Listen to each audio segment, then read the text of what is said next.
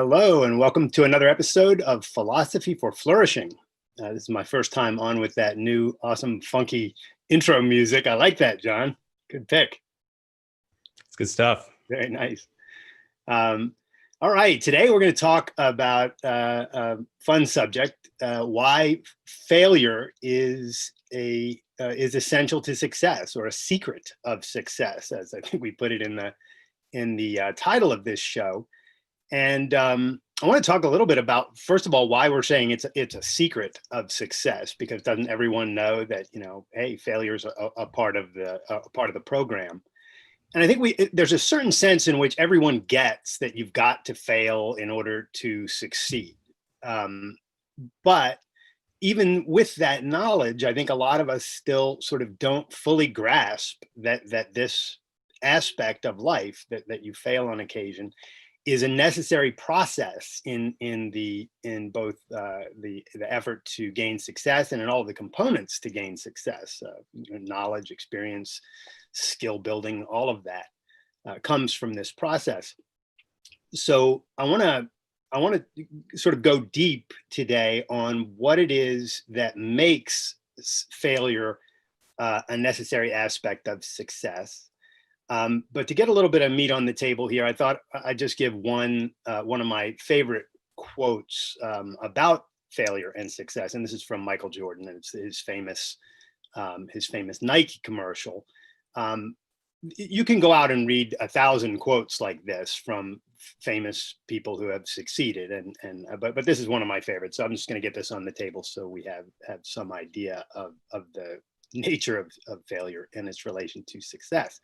So Jordan says, "I've missed more than 9,000 shots in my career. I've lost almost 300 games. 26 times I've been trusted to take the game-winning shot and missed. I've failed over and over and over again in my life. And that is why I succeed." And that's about as terse a statement and as proof positive as you can get about the fact that failure is just a necessary part of living. And there are quotes to this effect from J.K. Rowling, Thomas Edison, whole stories, Walt Disney, Jeff Bezos, Oprah Winfrey. All of these people failed massively on their road to exponential success. So what's going on here, and why is this in any way a secret if these guys have all made very clear that they have failed? What are your thoughts on this and takes on this, John? Yeah, I love that quote. It's funny that I actually wrote the same thing down to talk about. Well, yeah, in one sense, it's really obvious, but in another sense, we all try to avoid failure as much as possible. And sometimes we avoid it so much so that we don't take the risks that are actually necessary to achieve success. So if one way to avoid failure is to just take your most ambitious and exciting goals and just set them on the shelf and to do something safe. And, we're all risk averse to some extent, but a lot of times we take that too far and, we take it to the point of irrationality. We really hurt ourselves by doing that. So, one test is to look back at your last few years of life. And if you haven't failed at all, well, don't be too quick to pat yourself on the back. You should probably start by asking yourself, am I pursuing the things that I most want to be pursuing? Am I living the life that I most want to be living? Failure isn't a bad thing. I mean, in one sense, it really is. It's the opposite of succeeding. But as you said, it's also a necessary component on the road to success. Yeah, I don't know who it was, but some tech giant made the point that if your first release of a new program or system or whatever isn't embarrassing, you released it too late. Right? The idea being that this striving for sort of perfection or this fear of letting out what you're working on really can just bog people down in a way that's just crippling. The thing I'd like to wrap around this discussion today, or wrap this discussion around, I should say, is the philosophic point that life, literally speaking, is a process, right? It's a process of self-generated, goal-directed action. That's what this is. We're thinking about what, as human beings at least, we're thinking about what do we want to achieve. We're taking action toward those things, and we're doing it in a certain environment, right? We're doing it in an environment of causation, right? We live in this environment where you can cause things to happen if you put your effort toward that end, right? And we have this faculty of reason, which enables us to figure out causal connections and to go after things in ways that have a good chance of working. Baked into all of this is that failure is an option, and not only an option, it's a great possibility, and it happens all the time. And people know this in their own lives because you literally fail all day, every day at the various things that you do. As writers, you and I know when you're writing is a process of failing, literally, because you write a sentence and then you write a paragraph and you finish an essay and you come back and everything's wrong.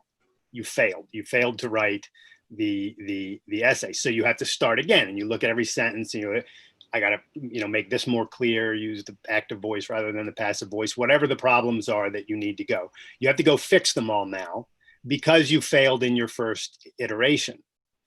And what you can learn from this kind of process, from looking at this process philosophically, is that there's no getting away from failure. It's literally a part of the process. Who is it? Marva Collins said, if you can't make a mistake, you can't make anything. And there's a literal truth in that.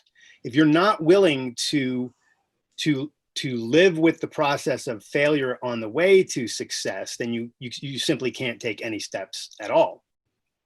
There's a fabulous movie that Sarah and I just watched called The Dawn Wall. It's about Tommy Caldwell and a guy named Kevin Jorgensen. They're both rock climbers. And they found this wall, there's this famous wall on El Capitan called the Dawn Wall. And it's called the Dawn Wall because it's the wall on the mountain where the light first shines in the morning. And so it's got this sort of beautiful quality to it, but for forever people have just looked at this wall and no one's been able to climb it because there's very little to hold on to on it, and this is just massive wall. And these guys set out to climb this thing. And if you watch the movie, among other things, first of all, Tommy Caldwell cut his finger off before he even started this project. So he's got a rock climber trying to do this massive project with, missing one of his fingers. It's his index finger, by the way, which is one of the most important fingers in climbing. So he's already at a disadvantage. And these guys get up on the wall. And when you watch the movie, they go repeatedly at these different moves that they've got to execute in order to climb this thing. And they keep falling over and over and over. And of course, they're using ropes, so the falls are somewhat safe, but they're pretty hairy falls, many of them. And in watching this movie, you just get this vivid perceptual understanding of what it means to fail repeatedly, just over and over and over again, massively fail in order to eventually succeed. And there's something awesome about watching either art or, in this case, a documentary about this kind of human success, because that's what helps you kind of weld this stuff to your soul. It's very easy to get the conceptual, yeah, you got to fail in order to succeed. But in order to really live that fact, to live this principle, you need to weld that fact to your soul.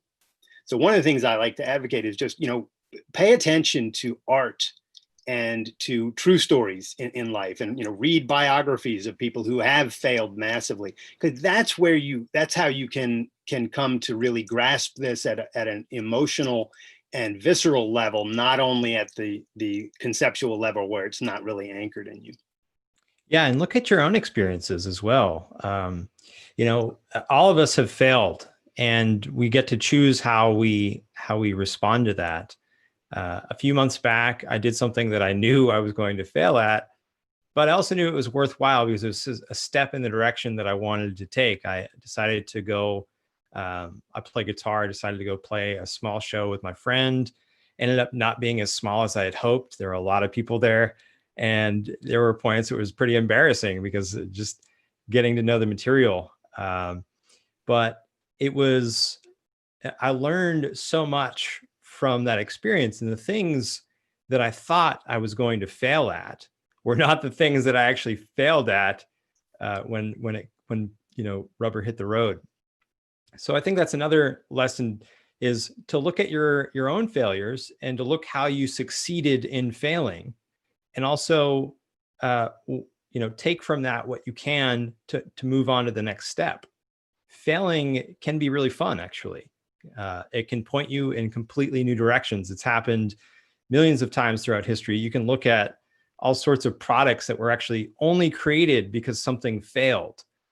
For instance, Wheaties, some Washburn company, they were trying to create some bran gruel and accidentally dropped some of this gruel on the stove, and it crisped up into these flakes. And they said, this actually tastes better. I don't know who tried it, but somebody tried it. Said, this actually tastes better than the gruel that we're trying to make. But why don't we go with this? And they did. So it pointed them in a new direction. And then they failed an additional 36 times in trying to create a product that they could box and sell without it crumbling to pieces. But there are all sorts of examples. Another really hilarious one is the creation of bubble wrap. I just learned this, that apparently bubble wrap in 1960 was created as a new form of wallpaper, and that failed. People didn't want to put bubble wrap on their walls. I don't blame them. Imagine that. But then, these new companies started packaging their stuff with it, and lo and behold, they had this huge success that came out of a failure. So, fail and be proud of your failures. It means that you're trying, and maybe it'll point you towards something that you really hadn't thought of. Yeah.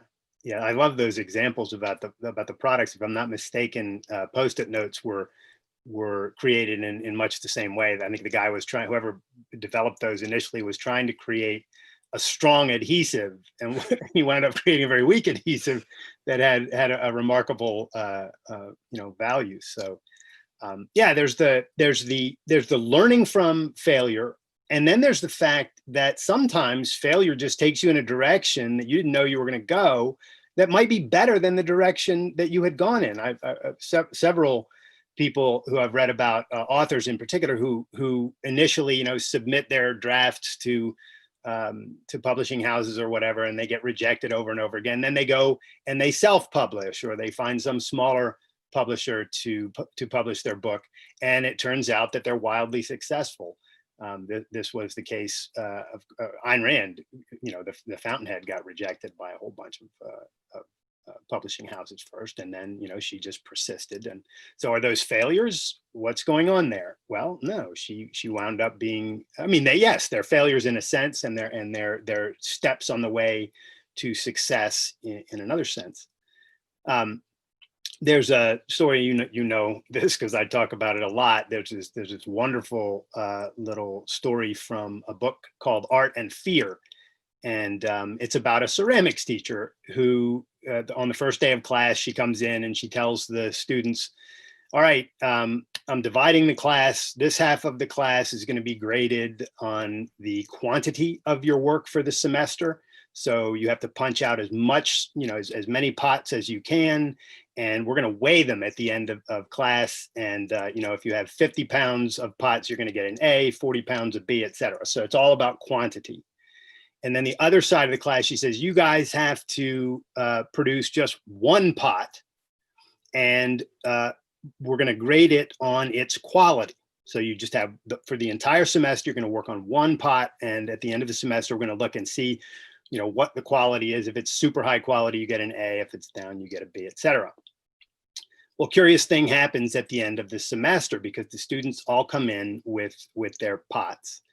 And lo and behold, all of the highest quality pots were produced by the students who were focusing on quantity, right? So what they did is they just punched out pot after pot after pot, and they learned along the way, because of their mistakes, because of their failures, they learned more about how to throw good pots. Whereas the side of the class that was focusing exclusively on quality just, did a whole lot of theorizing about how to make the perfect pot and this, that, and the other. But because they weren't throwing much of anything, they weren't doing the actual creation of art, they didn't learn anything. And it's just a classic example. And I've taken ceramics before I went to art school, and that was one of the things I did. And I've worked in furniture design and different areas like this. So I've actually seen this very kind of effect in real life as well. And it just speaks to the whole point that we're making here, that it is a process. Life is a process. Success is a process. Living fully is a process. And you either embrace that and take everything that comes with it, failure, the successes. And, it looks like this. It's sort of like a life lived with due risk, with a proper amount of risk and a respect for failure. It doesn't look like this. It doesn't just go up like that. It's like a rickety stock market, right? It's going up and down all the time. But the general trajectory of a life, if you embrace the process, if you embrace the failure with the success, it's upward. And there's a reason for that, right? There's a reason for that. And it goes back to the point I made earlier. We live in a causal environment. Like the world is such that if you constantly make effort to achieve your goals and you're rational about it, you pursue them in a rational way, you're going to, setting aside the possibility of catastrophes or really unfortunate things befalling you, you're going to succeed. But you have to take that step. Not that step, you have to take those steps. You have to embrace that process and actually engage. Yeah, this ties back to what we were talking about in, I believe, episode 6, when we were talking about negative self-talk. Yeah. And we talked about how when you have self-doubts, you have to treat those as hypotheses.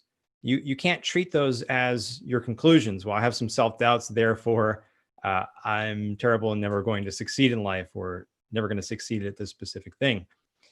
And the same thing is true of failures. So we talked about in that episode, treating your thoughts about yourself the way that a scientist treats hypotheses.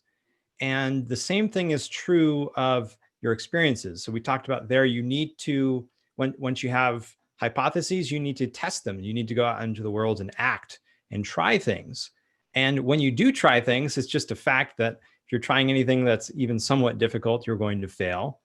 And what you can do then is you can either focus on, you can feel sorry for yourself and move on to the next thing. Or you can say, okay, what happened? You can analyze this thing objectively and say, what cause and effect caused this to happen? And how could I change the causes so as to bring about my effect? And the people with grit, with resilience, the people who bounce back are those who spend very little time thinking about feeling sorry for themselves, and a lot more time thinking about cause and effect. This is how I get what I want. Yeah, good point. Your point about the hypotheses and sort of scientifically testing them reminds me. Ed Catmull, I believe is his name, the guy one of the co-founders of Pixar. He's got a great take on this. It's been a while since I read it, but he says that the whole process of creating, I think he's talking about code or some aspect of the technical art production of Pixar type films. He says the whole process is iterative. Like it's iteration after iteration, and what you're doing is you're setting up hypotheses. You're saying in effect, if we do this, we expect this outcome, and then you go for it, and you don't get that outcome. So you tweak the variable that you think is going to make the difference, and you go for it again. And it's that iterative process that you have to embrace if you want to achieve things in life. But it's so easy for people, I think, to fall prey to just sort of the self-doubt that comes with a little bit of failure. And this is why, and this is sort of the philosophical angle that I think that we can bring to bear on this, that so many people don't think philosophically. It just doesn't occur to them to take a broad view and say, hey, what's the nature of this place in which we exist? What's the nature of my mind and its capacity to deal with this place? And that philosophic understanding it's not the whole of what gives you self-confidence to succeed. Experience is probably 90% of it. But this philosophic understanding is something that if you're aware of it explicitly, you can look for it in your experiences, right? And then you can try to weld to your soul over time this inner understanding of the fact that the place you live in and the capacity of reason that you have and the will to exert effort, these things add up to eventual success if you stick with it. But there's no getting around the experiential aspect of this. Like, you can't just sit there and hypothesize about this either, right? This would be the equivalent of the people trying to form the perfect pot without actually experiencing the production of a lot of pots. So you have to do both, right? You need to get out in the world, go for things, see what happens, deal with the experience of failure, deal with the experience of success, and learn in that sort of trial and error, iterative approach. And then that's not enough either, though. You've got to internalize the fact that this process is a certain way and it works a certain way because of the nature of the universe, because of the nature of the way you live and who you are and what your faculties are. And I think that combination, the experience and the anchoring this stuff in philosophic fundamentals, that's where you get a superpower in this regard. And I think some people actually achieve success without going to those philosophic fundamentals. So I don't want to overstate that point. But if you do anchor your successes in those philosophic fundamentals, then it becomes more a part of your soul. Your understanding of and your confidence in your ability to succeed becomes more welded to your being. Yeah, I think it's not absolutely necessary, but it's really, really helpful to know, okay, this isn't just something wrong with me. Failure actually is a part of success. And it's just, that's the case because we live in a causal environment and I haven't discovered the right causes yet. You know, I haven't figured out how to cause the things that I want to affect in my life. Good stuff. Well, I love this topic. Since this is, video and ultimately will be audio, I didn't want to bring in the Nike commercial itself, but you can go look up, and we ought to drop it into the notes under this. Go look at that Michael Jordan commercial, the Nike commercial, because it's several years old. I can't remember. I think it came back maybe even 15, 20 years old. I'm not sure, but it's just a wonderful, wonderful brief example of somebody talking about his own life and his own success and failure. And I always found that really motivating. So I'd like to. I also hear it on good authority. My wife is watching The Last Dance, which is I think 8 or 12 part series about Jordan's career. And he did experience failure. He's the greatest basketball player of all time, but he did experience failure, and you see it there. So if you're a basketball fan, or even if you're not, I think you'll get a lot out of seeing that as well. That's in my queue, and I'm not a basketball fan anyway, but I'll watch anything with a guy of his caliber. Human ability is just one of the most marvelous things to watch, and to watch somebody at that level, it almost doesn't matter to me what the sport or the art is. To watch anybody perform at that level is just beautiful. So good stuff.